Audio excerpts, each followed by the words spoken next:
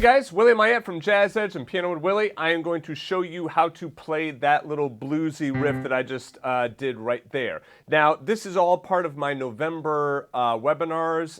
You can get all of these absolutely free. All right, so just go back to pianowithwillie.com/November. You can sign up absolutely free and get all of these webinars. If you're on YouTube, just go back to Piano with Willie, or right below the video, click on the link to get to the rest of the videos. Now, the reason you want to sign up is because you're also going to get the sheet music as well, and then you will also get the play-along files as well, okay? So you can have that little jam track that we just went through. All right, so now let me break this down for you. Let me play it again nice and slow, okay, so you can hear what's going on. All right, so we start with...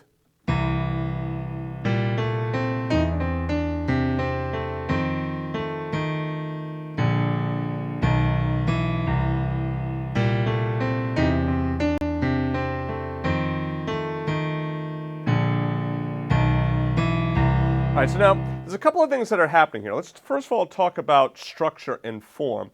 The chords here you see C7, C7 over E, then F, then B flat, and then B, okay? So let's talk about what's happening here with these chords. This C7 chord, let me just make this a little bit smaller. This C7 chord, right? That would be my 1 chord. I'm in the key of C, so that's my 1 chord. C7 over E, it's still a C7 chord, but this is what we call a slash chord, okay? And a slash chord means that we have the C7 on top and we're playing that E underneath on the bottom, okay? So if you notice in the chord symbol here, I'm sorry, in the written chord here, what do you notice on the bottom? That bottom note there is an E, right? Let me make this a little bit smaller still. And let's change that color. Okay, so right underneath here you have an E, right? And then up top is the C. So that's your C7 over E. Now you might ask me, oh, wait a second, like, shouldn't you put the 7th in there? You don't have to put all of the notes of the chord in there, okay? Sometimes we have it a little bit more ambiguous, and this is actually kind of nice because it gives it a little bit more open of a sound. But the underlying chord is still going to be a C7 with E in the bass, or something like that. Okay? So just because you don't see all of the notes of the chord doesn't mean that it's no longer a C7 chord, okay? All right, so then we move on to our F7. That's our 4 chord, okay? And then we move on to B flat and then B7. Now this is interesting because the B flat, the B7, this is kind of like borrowed from minor. It's our flat 7 chord. You can also think of it as a half-step resolution, the flat 7 up to the 7th, and then back up to the root. Okay, so this is a kind of a cool thing to use in the blues. So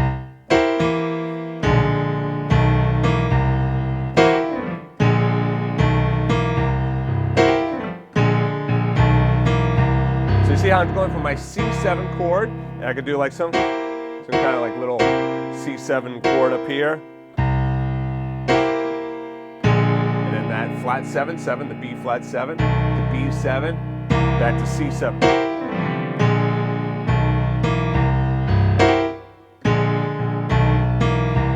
All right, so that definitely comes in handy. It's a nice little trick right here to know. All right, that one definitely comes in handy. All right, so now let's go back. Let's just get just that left hand together. So we're starting with the root and then the 7th of C7. Now what you'll notice a lot of times is I'll hold over that C and do something like this. You might even notice over here, I might have even just like the first time left out the C, just did that. Now what I'm doing here, okay, this is a good accompaniment technique to learn. So what I'm doing here is I'm playing my chord shell, that's the C7, the root and the 7th, right, of C. But now what I can do is I could either play it all together and then play the top note, or I could play the bottom note and then the top note, right? But basically what it allows me to do is not have to do this.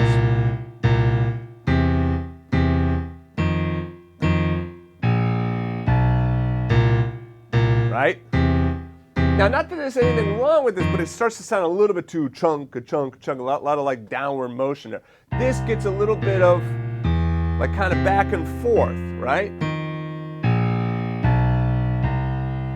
And of course, what we want to learn is we want to learn multiple accompaniment styles so that we, sometimes we want to use that, right? Sometimes we want to use this, okay? and then that way we have all of those at our disposal.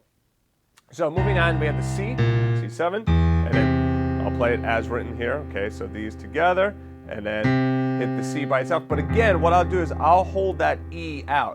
So I'll do this.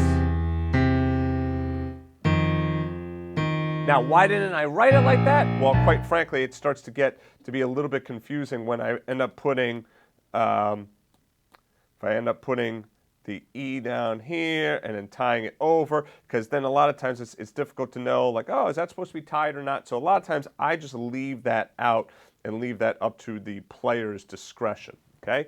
All right, so let's just go through that left hand nice and slow together. Ready, go. So C, B flat, together.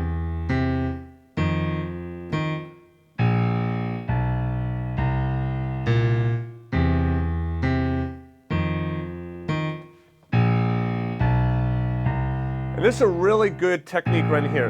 Pinky, fourth finger, and then I hit my, actually I'm going to do this instead. Fourth finger, pinky, and then fourth finger, and then I can replace my pinky on the C. So this is a good thing to get to know if you're not familiar with doing this kind of stuff.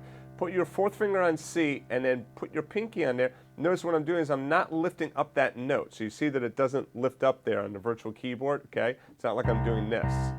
Okay, so fourth finger, replace it with my pinky, replace it with my fourth finger. I should be able to replace my finger on that key without having to lift that note up. That's what gives me that legato sound. All right, so now let's move on to the right hand. This one is a little bit difficult to read. It's an E, okay? I know there's quite a few ledger lines there. And I don't have to play that the first time around. It's really more for this tie over here, okay? It's really more for when I tie that over. So I could just start with this. And this is a triplet right in here. So 2, 1, 2. So second finger, thumb, second finger. And then I go up to my middle finger. Now check this out.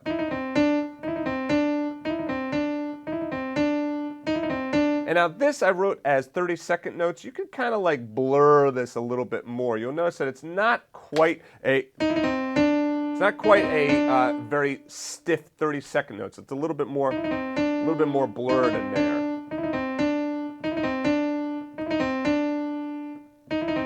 Okay, so now to practice this, middle finger, fourth finger, middle finger, second. And what you want to do is you really want to have the idea is like getting right to that C. Okay, so you really want to like da-da-da-da-da, like that C is that's the goal right there. It's like moving right to that. Oops. Let's get rid of all that. Okay, so you really want to kind of like da-da-da-da-da-da, and then that's grabbing right to that C. Okay,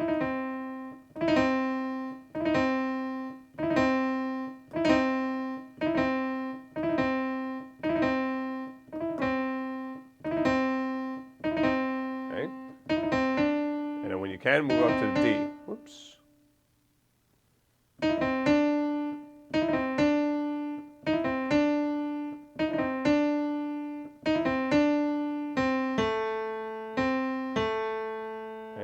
So it's really based all around these notes, which is really my C major pentatonic with a flatted third in there. I call this a bluesy pentatonic scale, okay? So it's like my major pentatonic with that blues note in there.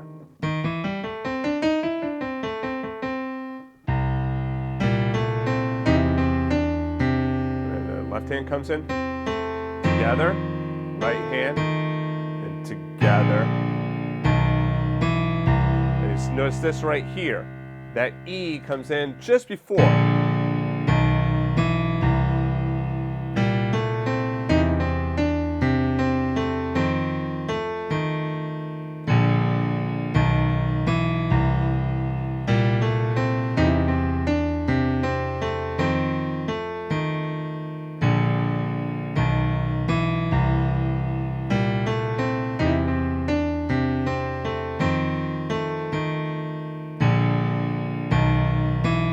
Okay, so let's break this down step by step here for you. Oops, let's get rid of that.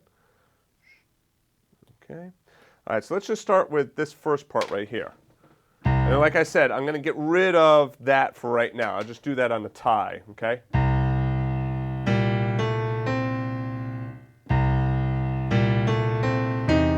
And then just get to that first note, to that E flat with the E and the C in the left hand.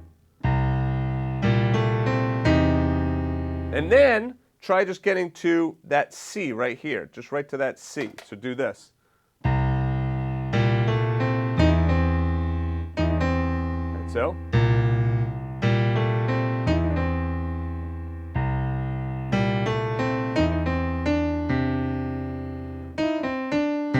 C down here comes in afterwards, all right? So you see the C down there? Let me clean this up for you. So the C, so you hit that D up here, and then you hold that out, and then that C comes in afterwards. So we have, see that C comes in afterwards. And together.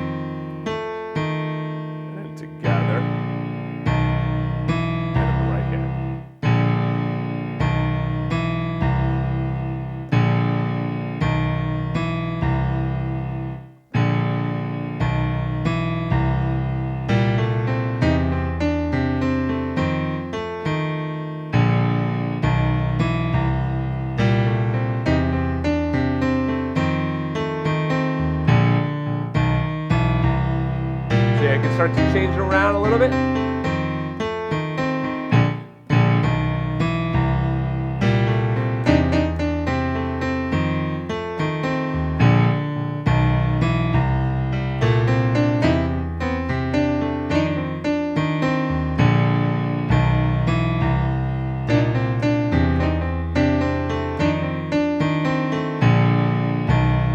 So see how I'm not starting to mess with these.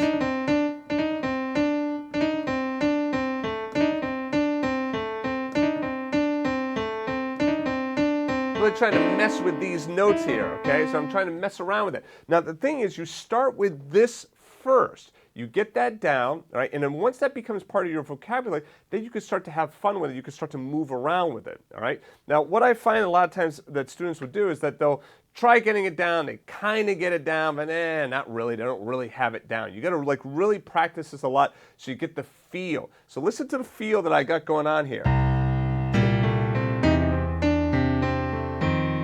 Nice and relaxed.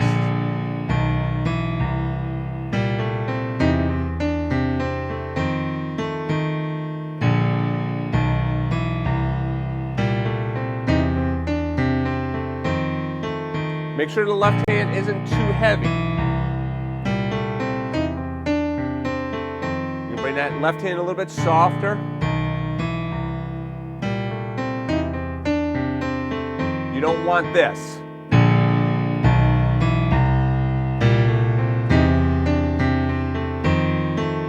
See how the right hand gets lost there?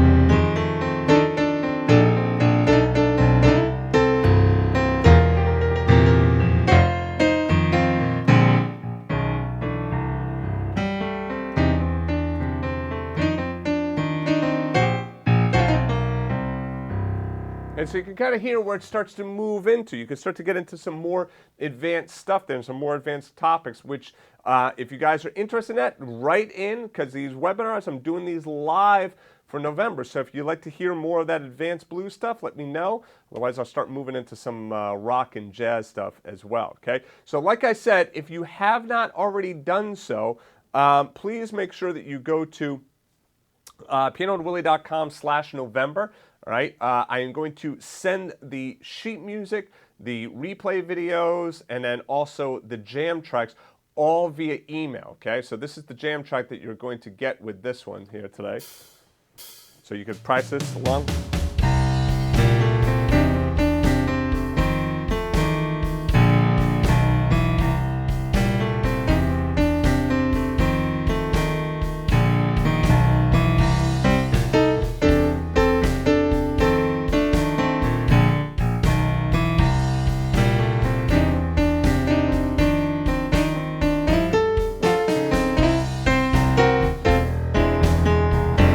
So you can have a lot of fun with that and start to move into some more advanced stuff with that. All right. So anyways, if you'd like to get those jam tracks, you want to get the sheet music, just go ahead and make sure that you go to pianowithwillie.com/November. Make sure that you are registered for that webinar, and then you will get those replays and all of those goodies. And also find out when we have future webinars. Going to be having more Wednesday and Friday of this week. Okay. So anyway, look forward to working with you, and I will see you in the next webinar.